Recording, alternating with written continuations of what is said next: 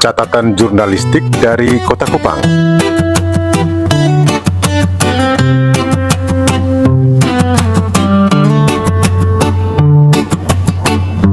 Kanal YouTube pilihan hati, konten eksklusif dan inspiratif, dengan perspektif inklusi. Selalu ada yang baru, info, cerita menyatu. Mari melangkah, raih prestasi bersama Floresnet TV. Bersama Floresnet TV.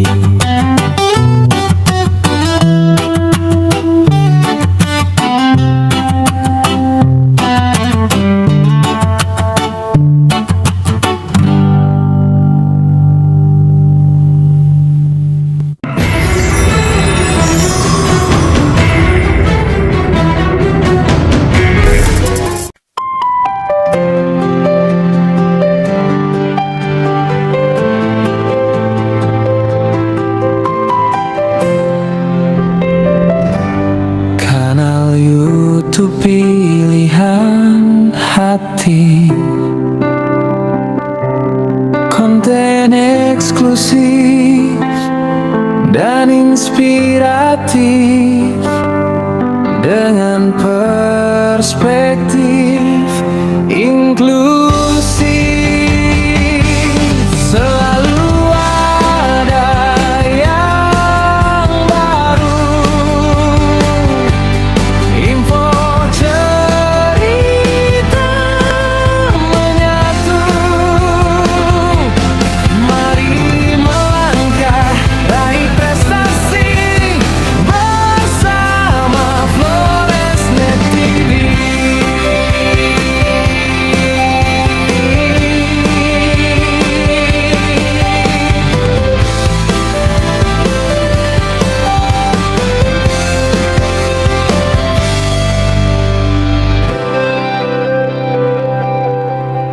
Ada deretan catatan jurnalistik menarik dari Kota Kupang. Kali ini kanal YouTube Floresnet TV menyuguhkan rekaman sejumlah hal mencolok dari pertemuan diaspora NTT yang datang dari seluruh Indonesia bareng pemerintah Provinsi Nusa Tenggara Timur, yang juga diikuti sejumlah bupati, wakil bupati, dan pejabat lainnya di bumi Pulau Bamora jelang tutup tahun 2025 lalu.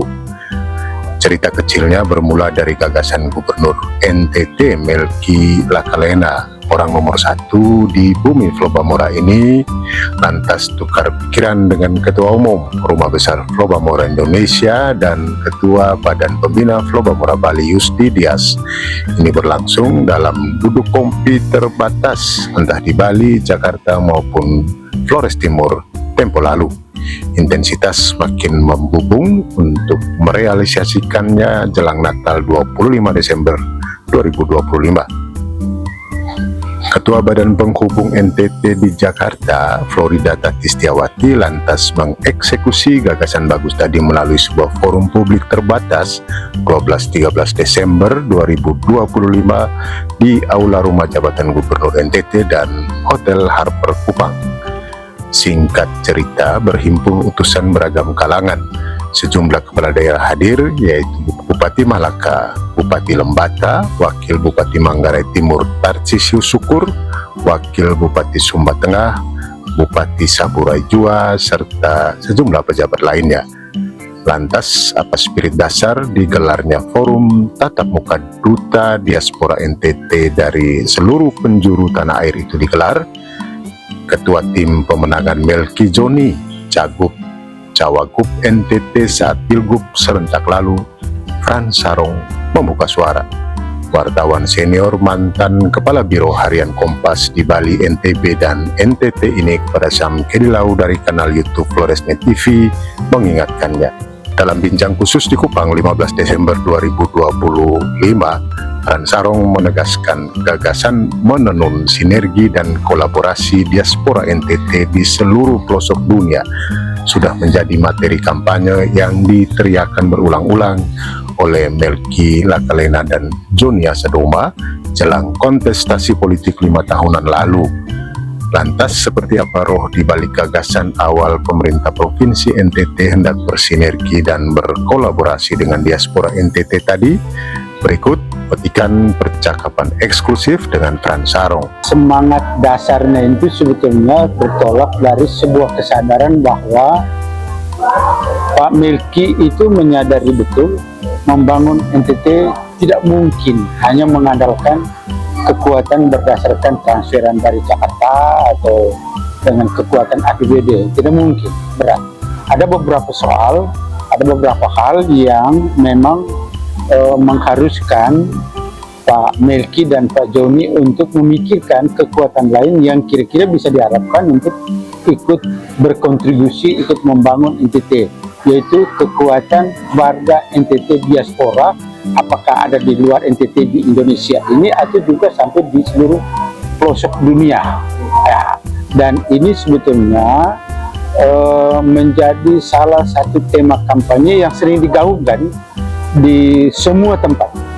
Nanti akan melibatkan warga diaspora NTT agar mereka disapa, digugah perhatiannya.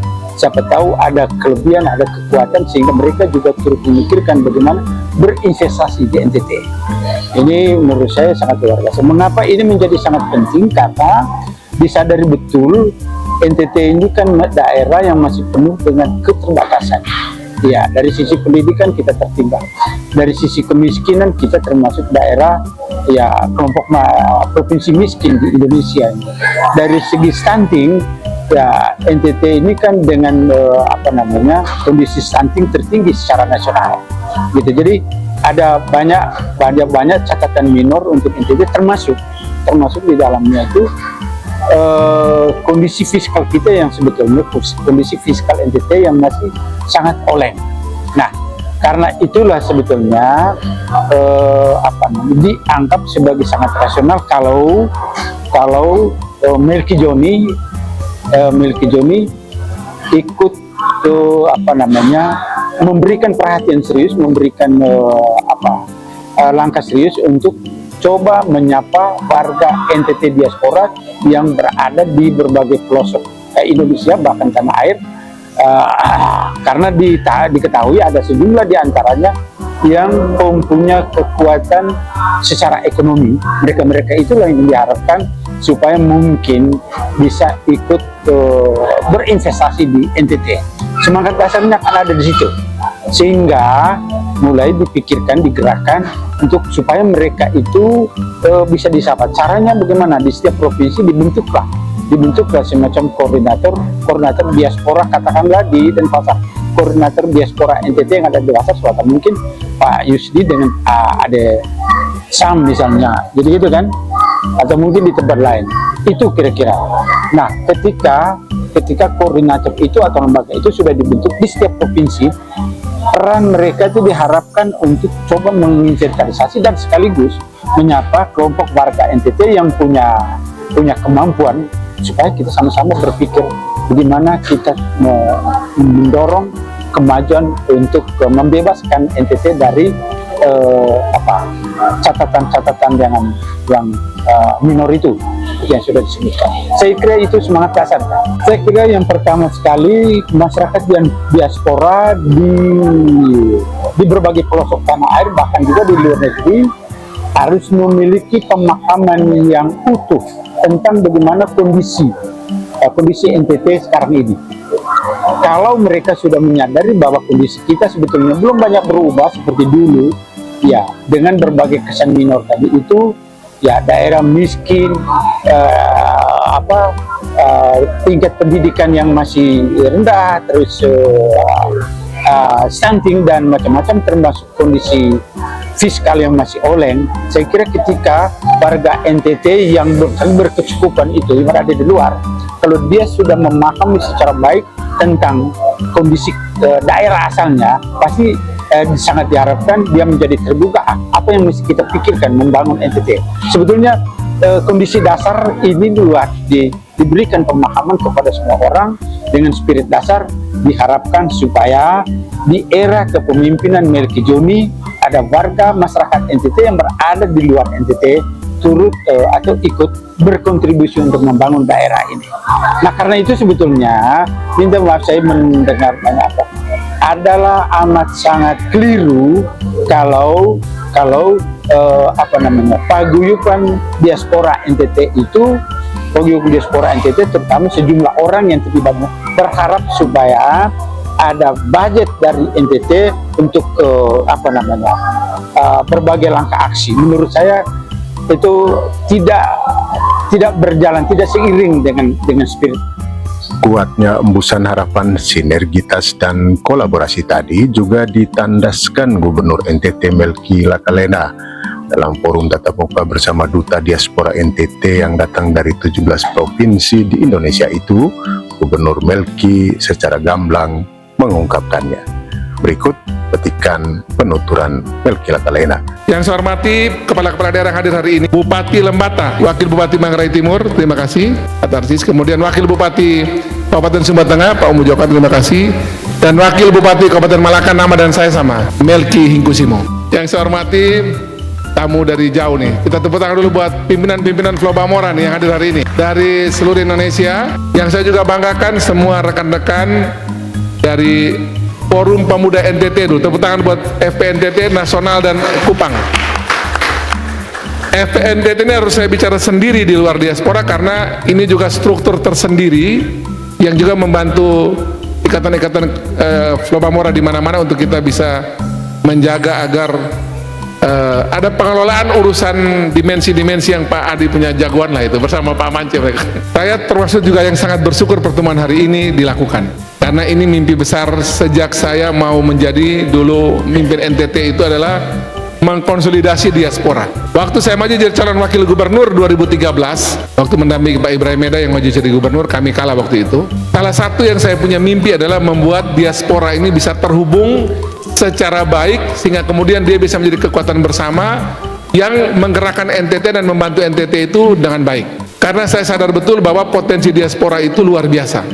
Karena saya pernah menjadi ketua Ikatan Keluarga NTT di Jogja tahun 2000 sampai tahun 2022. Waktu itu kurang lebih ada 15.000 sampai 20.000 orang di Jogja. Kami buat beberapa kegiatan cukup banyak waktu itu, saya masih mahasiswa.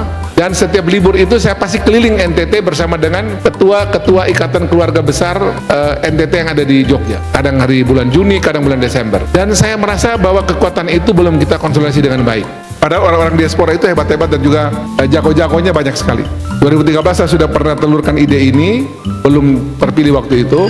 Tapi waktu jadi DPR RI itu saya sedapat mungkin kalau keliling Indonesia sebagai DPR RI, pasti yang salah satu yang saya cari adalah diaspora. Potensi diaspora itu besar sekali, sehingga saya merasa rugi sekali kalau kemudian potensi ini tidak kita manfaatkan. Yang tidak bisa pulang lalu bagaimana? Atau yang memang kerja domisili di rantau. Nah, kita mesti cari bagaimana hubungan yang produktif antara potensi dan kemampuan Bapak Ibu diaspora di NTT dengan kami yang ada di NTT yang lagi kerja ini, yang lagi bertugas di sini, sehingga bisa saling kita memberikan kontribusi satu sama lain. Demikian pula bagi yang di rantau, apa masalah yang bisa kita bantu, kita juga coba bisa bantu. Mana Pak? Ada Pak Kadis Dukcapil di sini? Nah, berdiri dulu. Ini Pak Ataupa ini, Pak Jotap ini, Joni Ataupa, adalah Kepala Dukcapil NTT. Orangnya saya lihat progresif. Jadi sejauh ada masalah kependudukan untuk seluruh warga NTT yang butuh KTP di tempat di tempat dia tinggal sekarang, Pak Jotap ini siap membantu. Karena seluruh Dukcapil di Indonesia itu terhubung untuk saling membantu memberikan KTP. Ini Pak Jotap siap bantu. Terima kasih Pak Jotap. Ini satu soal kecil, orang bilang KTP, tapi itu manfaatnya luar biasa besar. Dapat BPJS, urusan sosial bisa dapat, bantuan-bantuan di daerah dia tinggal, NTT di mana itu bisa urus. Jadi ini Pak Jotap punya peran penting urusan Dukcapil. Dan juga tentu banyak lagi yang bisa kita lihat untuk membangun hubungan antara kita di perantauan dengan kita di NTT. Kita belajar betul bagaimana pola seperti ini sudah dilakukan di banyak tempat. Israel itu besar dengan pola model begini ini.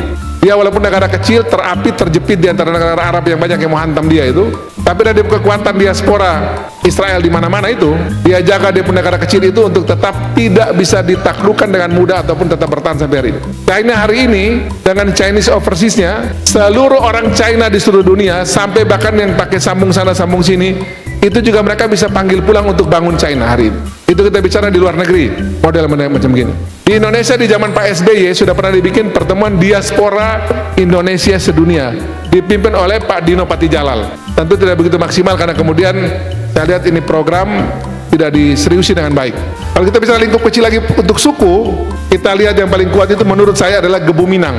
Gerakan orang-orang Minang itu yang kita bisa lihat ya, situasi bencana kayak begini itu yang relatif paling kuat dari segi kekuatan masyarakatnya itu menurut saya itu Minang, Om Jeki. Minang itu walaupun kita lihat model begini ya, dia cepat sekali itu. Minang se-Indonesia sedunia itu bergerak bantu di sana. Kebetulan yang jadi wagub dan gubernur saya kenal baik di Minang. Mereka cepat sekali. Di luar pemerintah bantu, tapi Gebu Minangnya juga berjalan cepat.